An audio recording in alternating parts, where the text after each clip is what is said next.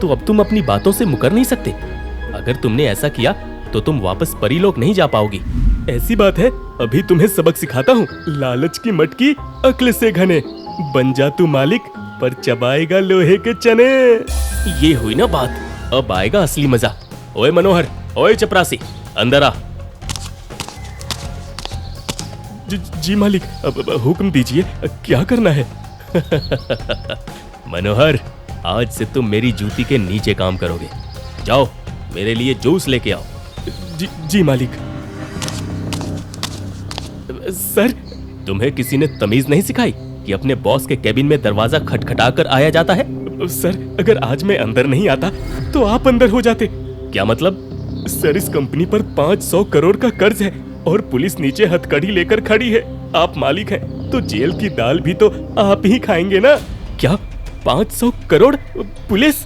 जब राहुल ने केबिन की खिड़की से झांक कर देखा तो सच में ऑफिस के बाहर पुलिस खड़ी थी। तुम खड़े क्यों हो? कुछ करते क्यों नहीं? साहब, मैं क्या कर सकता हूँ? मैं तो सिर्फ चपरासी हूँ।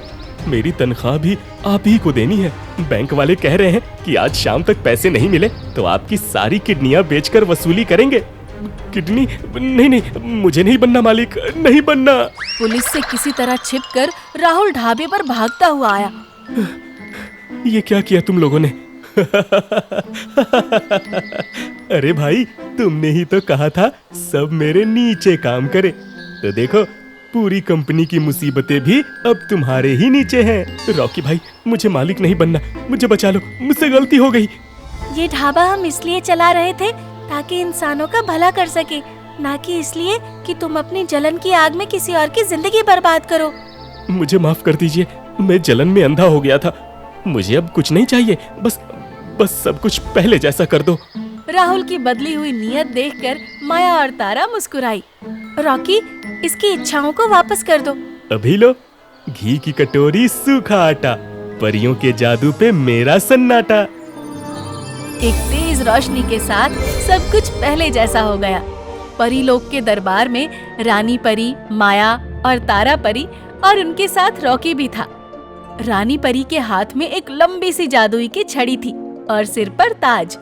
माया और तारा परी के हाथ में छोटी छड़ी थी और सिर पर ताज। दरबार में कुछ और परियां मौजूद थी। तारा और माया परी अभी भी साड़ी में थी। आप लोगों ने भटकते हुए इंसान को सही राह दिखाई है। आपने निस्वार्थ सेवा का अर्थ समझ लिया है, तो आपकी सजा पूरी हुई। अब आप वापस अपने असली रूप और अपनी शक्तियों के साथ यहाँ रह सकती हैं। रानी परी ने छड़ी घुमाई और दोनों